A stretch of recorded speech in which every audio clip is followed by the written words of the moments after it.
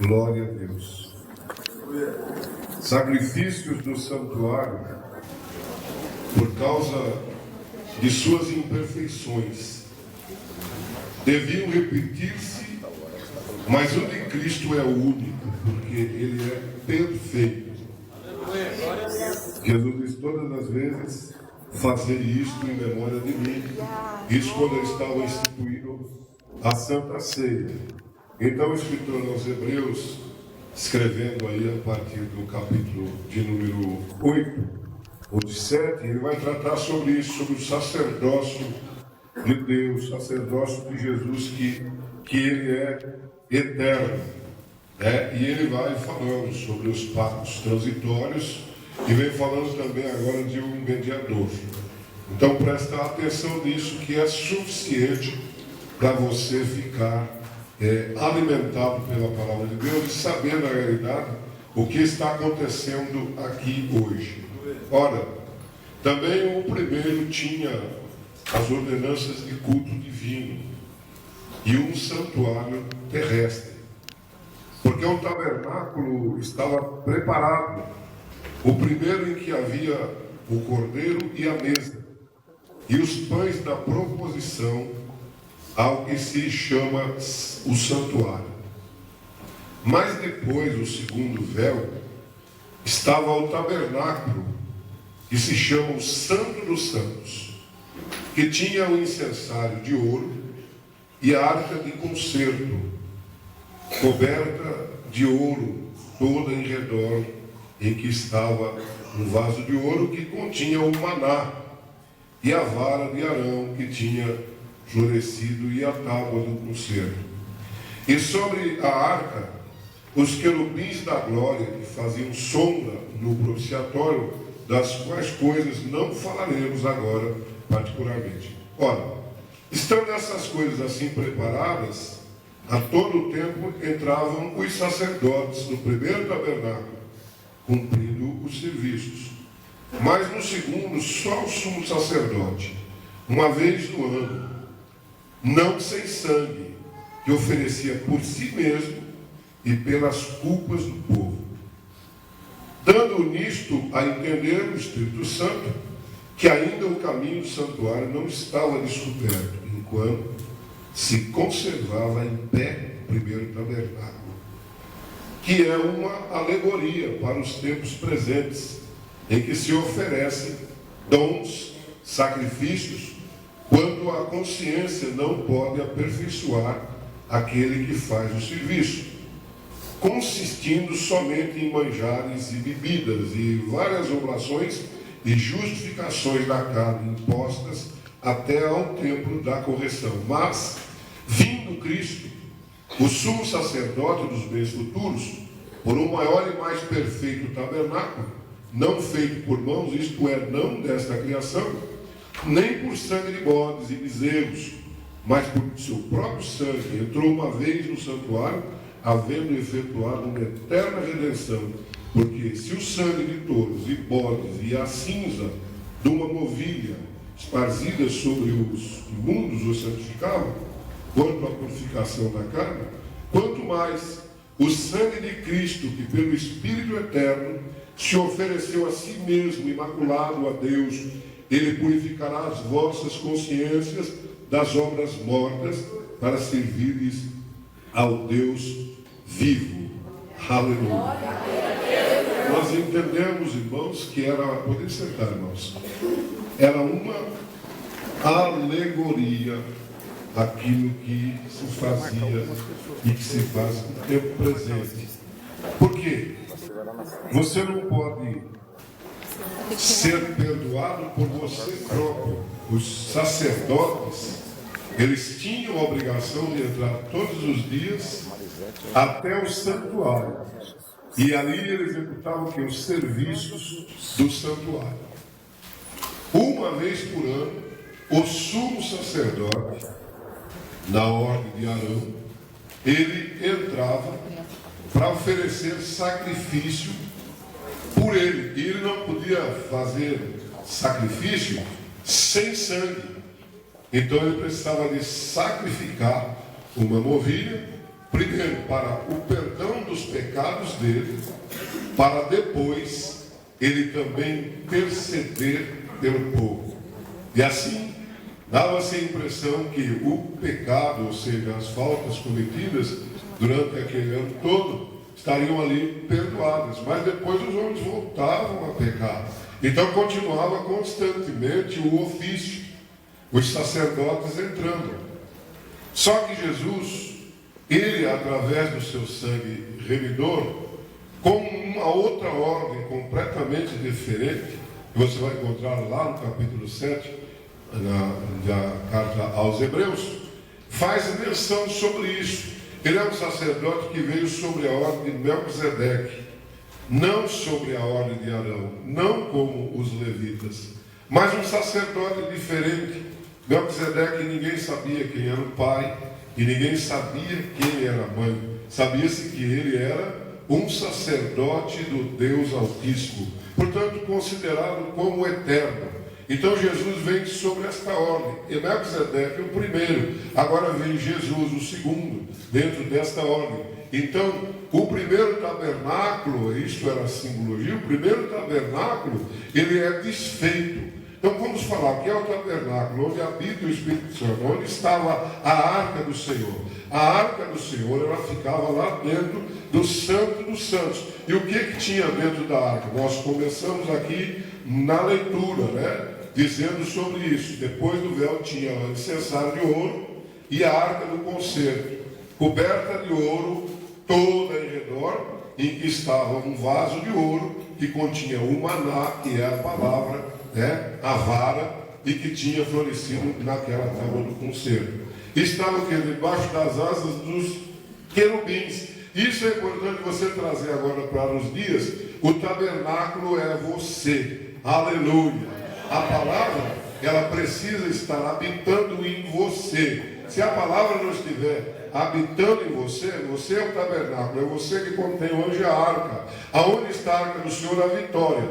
Nós vamos encontrar lá no livro de 1 Reis, né? Quando a arca ficou na casa de um homem que nem tinha nada a ver com o povo hebreu, porque ele era da linhagem lá dos filisteus, mas ele era amigo do rei. E como ele era amigo do rei, e a arca não podia ser conduzida de qualquer forma, e o povo tinha que se preparar para receber a arca, por causa de não estarem preparados, Uzá acabou perdendo a sua vida, porque colocou a mão na arca do Senhor de qualquer jeito.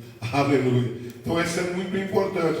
Ela foi ficar na casa de uma pessoa que não tinha nada a ver com as promessas. Ela ficou lá durante 3 meses. E durante 3 meses na casa daquele homem, aquela casa recebeu todas as bênçãos possíveis e alcançáveis que Deus derramou do céu.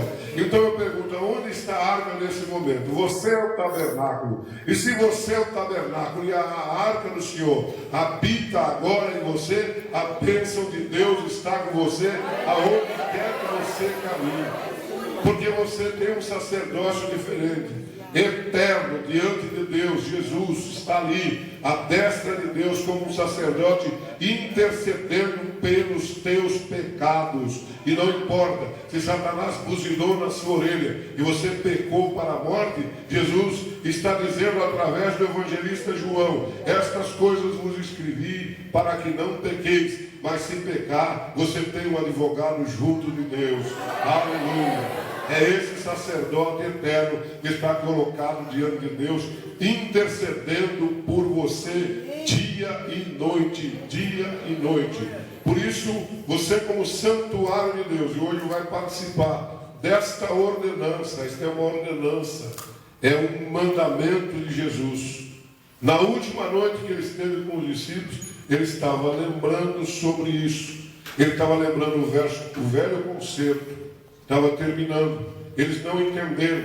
Participaram da Páscoa com Jesus, da ceia da Páscoa com Jesus, comeram as pagas amargas, e depois Jesus, ele tomou um recipiente com vinho e tomou um pão, partiu aquele pão nas mãos, né? E disse: este pão é o meu corpo que é partido por vós. Ora, o sacerdote da ordem de Arão, ele entrava no Santo dos Santos com sangue que não era dele, era o sangue dos animais. Agora, Jesus está entrando no Santo dos Santos pelo seu próprio sangue, como o Cordeiro de Deus. O escritor aos Hebreus, no capítulo 8, ele vai estar falando que Jesus foi sacrificado muitas vezes, né? Muitas vezes. Desde o princípio, Jesus vem sendo sacrificado. Então, agora, definitivamente, ele era sacrificado como aquele cordeiro sem mancha. Ele foi mudo perante os seus tosqueadores. E o que haveria em Jerusalém era uma festa. Estavam condenando Jesus naquele momento, mas ele era o cordeiro. Por isso Jerusalém estava em festa naquele momento. Embora eles não estivessem sabendo, mas batiam nos peitos, gritavam, carregando o cordeiro, sacrificando o cordeiro, consumando a obra de Deus aqui na terra em relação aos homens, providenciando a salvação de todos os homens, e não importa quem é você. Não importa que o diabo tenha colocado dentro da tua mente, dizendo que para você não tem jeito, acusando você todos os dias e todas as horas, dizendo que para você acabou. Jesus está dizendo: eu estou aqui, eu sou o Cordeiro de Deus, eu sou o Cordeiro de Deus que tira o pecado do mundo. Então Jesus agora é esse sacerdote, você é o sacerdote do ofício. Está entendendo? O sacerdote do ofício. Onde os sacerdotes do ofício tocaram a trombeta em todo o município de Cotia. Está entendendo? Se você tivesse entendido melhor, você não teria faltado, né, no trabalho que se executou a Deus ontem aqui no município de Cotia. Você não teria faltado tomando a sua posição, com a sua vestimenta espiritual, marchando, tocando a buzina, fazendo o ofício, transformando o município no primeiro santuário de Deus. É isso que você estaria fazendo, porque você é um sacerdote eleito por Deus através de Jesus Cristo.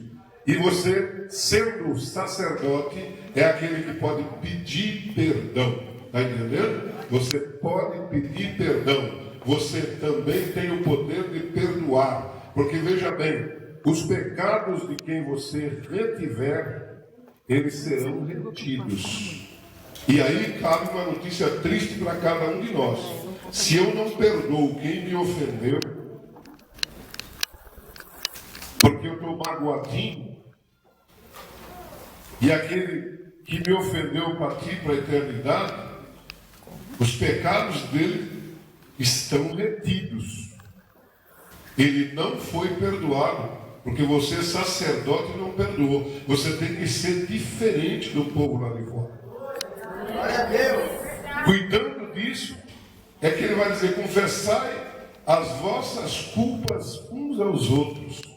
Porque nós precisamos ter o mesmo sentimento que houve em Cristo Jesus. E qual era? Perdão, amor. É isso que nós precisamos de ter. Então, se você é sacerdote, perdoa. Se tem uma encrenca com o teu pai, com a tua mãe, com o teu vizinho, com o teu irmão, aquele que está lá do outro lado, no Nordeste, que seja, ou no Norte, não importa, lá no Sul, escreve, fala com ele, pede perdão. Enquanto você respira, perdoa, perdoa, perdoa. E muitas coisas vão mudar na sua vida. Porque na casa de Obed-Edom, enquanto a arca estava lá, ele estava sendo abençoado. Por que estava abençoado? Porque era amigo do rei, o rei tinha confiança em deixar algo tão valioso ali na casa dele. E se você é amigo ou amiga do rei, o rei tem confiança em deixar esta arca, que o Espírito Santo na sua vida, aonde ele escreve a sua lei, e você serve dia e noite como sacerdote do ofício. Porque você tem um sumo sacerdote no céu. E esse sumo sacerdote, ele é perdoador. Ele ofereceu a si mesmo. Verdade, meu Deus. Curve sua cabeça. Feche seus olhos. Estamos nas ruas de Jerusalém. Há um burburinho na cidade, um movimento muito grande. Parece que foi preso um grande malfeitor. É verdade. E esse malfeitor está sendo arrastado, esbofeteado. Veja, um soldado deu um tapa na cara dele. Ele caiu. Parece que não está suportando carregar aquela cruz.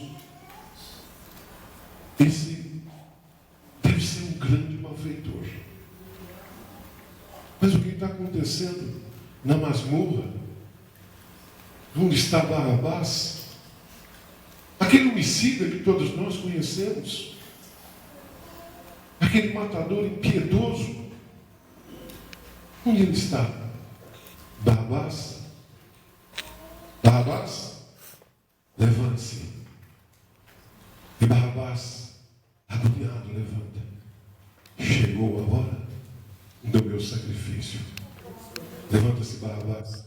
Coloca-se de pé. Pega tudo que é teu. Pilatos está te chamando. Pilatos quer te apresentar para a multidão. O temor toma o corpo de Barrabás. E agora está aqui alguém que era um malfeitor, acusado como um malfeitor pior que Barrabás. Pilatos se dirige à multidão e diz: aqui está Jesus, Nazareno, o vosso rei. E aqui está Pilatos. Quem vos quereis que eu solte? E a turba em festa grita: solta-o! E o que faço de Jesus o Nazareno? Crucifica, crucifica, crucifica, crucifica.